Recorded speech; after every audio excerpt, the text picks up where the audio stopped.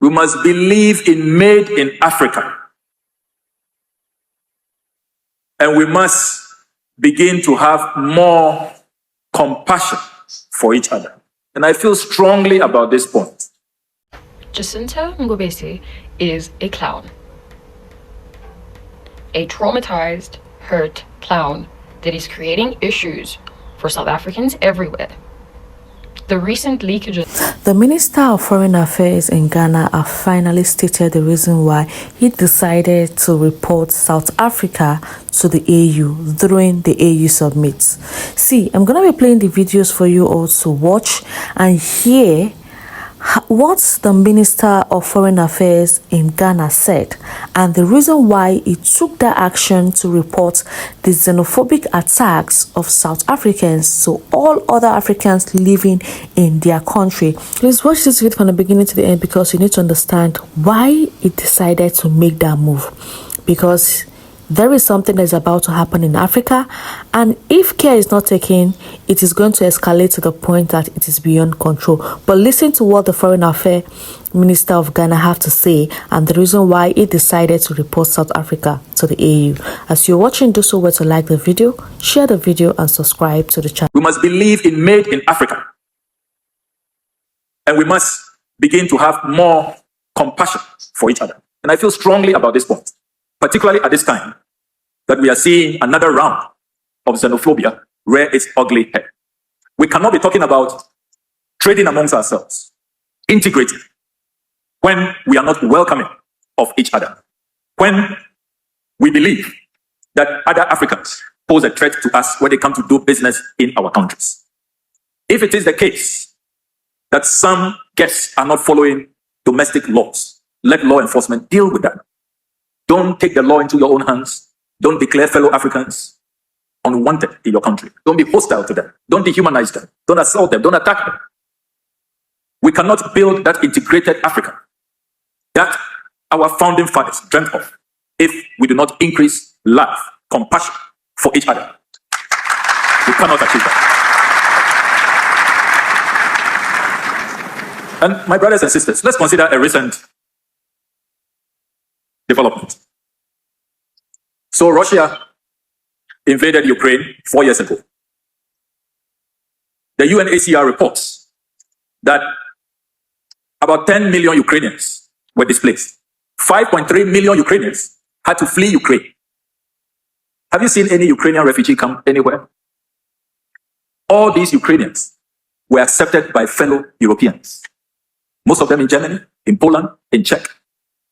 They were not only accepted and taken in, brought home, their governments, European governments, came up with what they call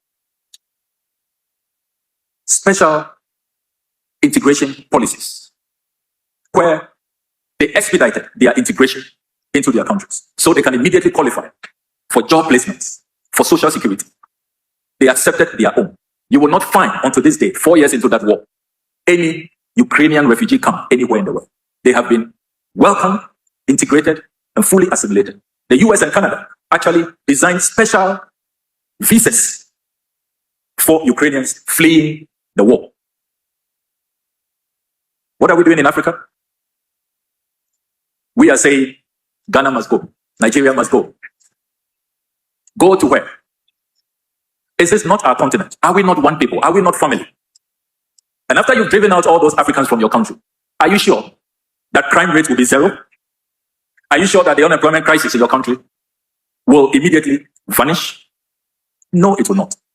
Rather, our solution is more integration, to come together, to love each other more, to believe in our products, believe in our innovation, purchase our goods, merge, form partnerships, and work together towards the economic emancipation of our continent. That is what we should be doing.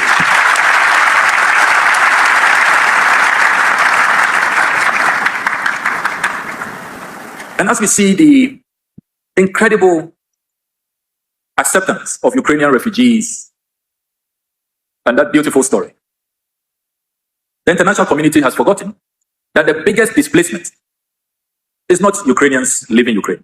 It's what is going on in Sudan, where over 14 million Sudanese are displaced. Have you heard any African country say that Sudanese, you're welcome, come join us? We're coming up with special integration policies for you? The last time I checked, it was only His Excellency President John Dramani Mahama who sent special aid, relief items to the people of Sudan on behalf of the government and people of Ghana. And he did not only do that for the Sudanese, he did that for the Jamaicans during Hurricane Melissa, did that for the Cubans, and also did that for the Palestinian people. Ghana's new foreign policy is consciously demonstrating to the world that you don't need to have so much to have a heart, to be caring, to be kind, and to have fellow feeling for our common humanity. You don't need to have excess. You don't need to have so much. All you need is a heart. All you need is to be kind. All you need is to have fellow feeling. And that is what this continent needs at this time. Not driving out fellow Africans. Fellow Africans are not the problem. What we need is the strategic leadership, the vision to integrate, to work together, to love each other, and to attain the promise of political and economic liberation. The government of Ghana feels very strongly about this. And we hope that moving forward, we are not going to see any xenophobia and any Afrophobia anywhere. And that is why Ghana has specially petitioned the African Union to take this matter up at its next mid-year coordinating meeting to be held in June in Egypt. And we hope that African leaders will boldly confront this matter and that we will work together, hand in hand, to resolve our common challenges with love and not with hatred. Because hatred only destroys. Hatred does not build. Has a politician ever provoked you with his speech or her speech? I have never been so provoked. The anger came in between, but you know what? I am going to be calm. Listen to him. I will be back to tell you the anger that why Ghana will always be in the forefront of Pan-Africanism. I want to draw your attention to this video. I made a video some time ago and said that no African nation will stand on its own and make a wage of saying they want to stand against any European Union or any European country, economically, politically, militarily, in any form of whatever, unless Africa unites. Let me tell you, this is the new set and the new era of African greats. Stop the sentiments. I'm going to bring it the way it is. The new sets of Africa, they want to jeopardize their time because they know that they know more than their fathers knew. Example is this one. Understand the dynamics than their fathers because they studied. And a smart child will not allow whatever by their father to buy them because they understand what by their father and they understood it. The unity of Africa is the beginning of respect to the black race. I will never change it. If you have security of a nation is having a problem, fix the security of your country. I do not believe in anybody committing crime, disobey. I kid you not. The unity of Africa is the beginning of respect to the black race. And the world know this. And this is a typical example of what he was trying to say and explained. The Europe is organized. They know what they're about. They implement it systematically. But today, Africans are still fighting themselves. And that is how Africans were fighting kingdom against kingdom. And when the Europeans came, slave trade became a big business. Today, after how many years apart, you are still fighting yourself without looking at the problems and solving it. You can never have a perfect system, but you must allow the positive aspect of Africa override the negative by subduing the negative with every tool policy that you can implement. I think this man has justified my stance.